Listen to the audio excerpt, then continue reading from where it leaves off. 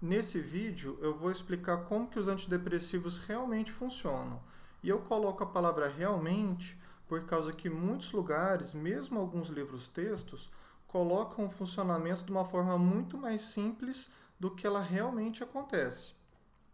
Mais especificamente, eu vou falar sobre o mecanismo de inibição da recaptura de serotonina, que é um mecanismo de ação usado também pelos inibidores seletivos da recaptura de serotonina, mas é um mecanismo que está presente em vários outros antidepressivos. Existem mais de 20 antidepressivos no Brasil. Todos esses que eu coloquei grifado usam também esse mecanismo de ação. E como que a explicação normalmente é feita? Você tem o primeiro neurônio ou neurônio pré-sináptico, em que é o terminal axonal do primeiro neurônio. O segundo neurônio, ou neurônio pós-sináptico, que é o terminal do dendrito do segundo neurônio. Esse espaço que fica entre os dois neurônios chama fenda sináptica e o conjunto dessas estruturas chama sinapse. O primeiro neurônio armazena algum neurotransmissor em vesículas, no nosso caso aqui vai ser a serotonina. E quando chega um potencial de ação, quando o neurônio é despolarizado, a serotonina é liberada na fenda sináptica. E uma vez na fenda sináptica, ela vai poder entrar em contato com o segundo neurônio. O segundo neurônio contém receptores de serotonina. Existem mais de 14 tipos diferentes de receptores de serotonina. E uma vez que a serotonina se liga no receptor de serotonina, ela vai propagar o sinal para o segundo neurônio.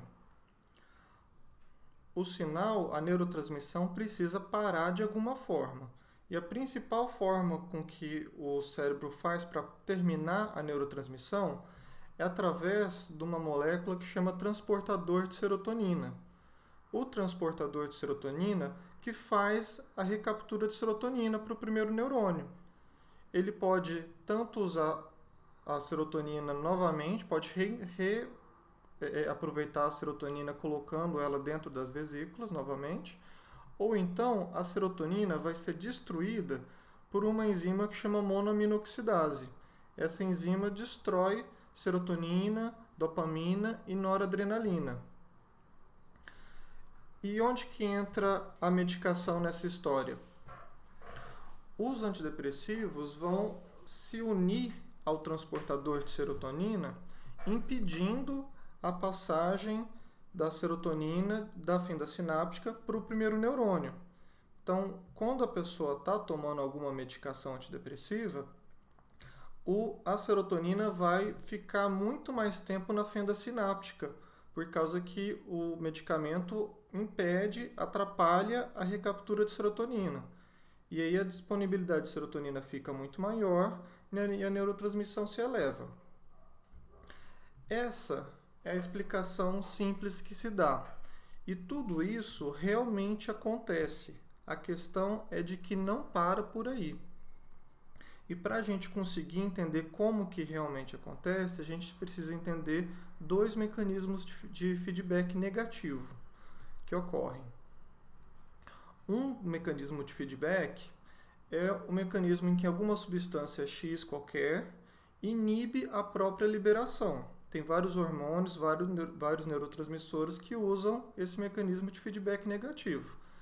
Então, se a substância X é liberada em excesso, ela própria vai se unir a algum receptor, algum autorreceptor na fonte que libera essa substância e impedir a liberação adicional dessa mesma substância X. Esse é o primeiro mecanismo de feedback. O segundo é relacionado ao receptor da substância. O receptor no qual a substância se liga e produz o sinal. Se a substância está em excesso, o que pode acontecer é o receptor do neurotransmissor ou do hormônio ficar dessensibilizado. E dessa forma, mesmo quando você tem uma quantidade maior de neurotransmissor X, você vai ter um sinal menor, já que os receptores desse neurotransmissor ou desse hormônio vão estar dessensibilizados. Voltando para o mecanismo da serotonina, aquela explicação anterior dá a entender de que a serotonina imediatamente fica elevada nos terminais axonais. Mas isso não acontece por conta desses mecanismos de feedback que eu acabei de falar. À medida que aumenta a serotonina na área somatodendrítica, nos dendritos e no corpo celular do axônio, vai aumentando também o feedback negativo, a frequência de disparo do neurônio, a frequência de despolarização do neurônio vai reduzindo e, consequentemente, a liberação de serotonina também vai ser reduzida. Dessa forma, na primeira semana de uso do antidepressivo, você vai ter um aumento de serotonina somente na área somatodendrítica e não no terminal axonal. Relembrando, a área somatodendrítica dos neurônios serotoninérgicos fica numa região do nosso tronco encefálico, chamado núcleo da RAF. Os corpos celulares, essa área somatodendrítica fica nessa região e o terminal axonal fica em cerebelo, cérebro e medula espinhal. Caso alguém queira decorar todas as áreas de inervação dos neurônios serotoninérgicos, elas estão aí. Bom, então inicialmente você tem o aumento da serotonina só na área somatodendrítica e não no terminal axonal. Isso vai mudar a partir da segunda semana de uso do antidepressivo, em que vai acontecer o segundo mecanismo de feedback. Os autorreceptores de serotonina, que ficam lá nos dendritos, na área somatodendrítica do neurônio serotoninérgico, vão começar a se dessensibilizar. Eles vão perdendo a capacidade de frear a despolarização do neurônio. Eles vão perdendo a capacidade de impedir que o neurônio crie potenciais de ação e libere serotonina. Uma vez que essa dessensibilização acontece, aí sim a serotonina perde a capacidade de frear a própria liberação, perde a capacidade de fazer feedback negativo de disparo do neurônio.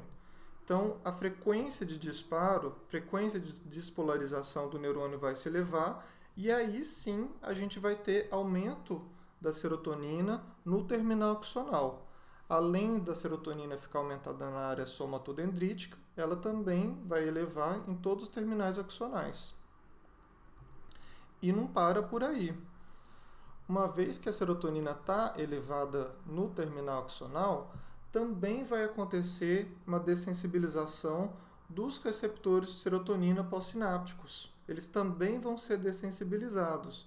Isso acontece porque a maior parte dos receptores de serotonina são receptores metabotrópicos, são receptores ligados à proteína G, que enviam uma cadeia de sinal por segundos mensageiros que altera a transcrição gênica. Quais proteínas, quais genes que vão estar ligados e desligados vão ser alterados dessa forma. E um deles é justamente sobre a produção de receptores de serotonina. Outras duas alterações importantes que acontecem relacionadas à transcrição gênica é em relação à produção do hormônio liberador de corticotrofina, que faz parte do eixo hipotálamo, hipófise e adrenal. Os níveis de corticoides são elevados em depressão, ansiedade e vários transtornos mentais. É um dos mecanismos que se acredita que a patologia ocorra. E reduzindo o nível do hormônio liberador de corticotrofina, vai acontecer uma redução também da produção e liberação de glicocorticoides. E um segundo mecanismo de ação vai ser o aumento da produção do fator neurotrófico derivado do cérebro. É um dos fatores neurotróficos que o nosso cérebro produz e ele tem a função de aumentar a plasticidade e retardar a morte, a apoptose neuronal programada. Dessa forma, o paciente que recebe tratamento crônico com antidepressivo tem uma produção maior desse hormônio, e isso é observado principalmente no hipocampo, que é justamente uma das áreas mais afetadas pela depressão. Pacientes depressivos crônicos têm uma redução do volume hipocampal e, hipoteticamente, o uso de antidepressivo vai impedir que essa morte neuronal no hipocampo aconteça. Essa explicação toda mostra que o mecanismo de ação dos antidepressivos é bem mais complicado do que simplesmente aumentar a quantidade de serotonina na fenda sináptica. E mostra também por que os antidepressivos não agem imediatamente, por que a pessoa não se sente melhor logo depois de tomar um antidepressivo.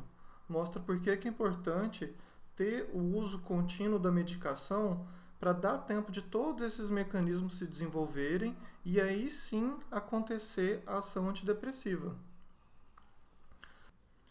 No próximo vídeo eu explico os outros mecanismos de ação que os antidepressivos também usam.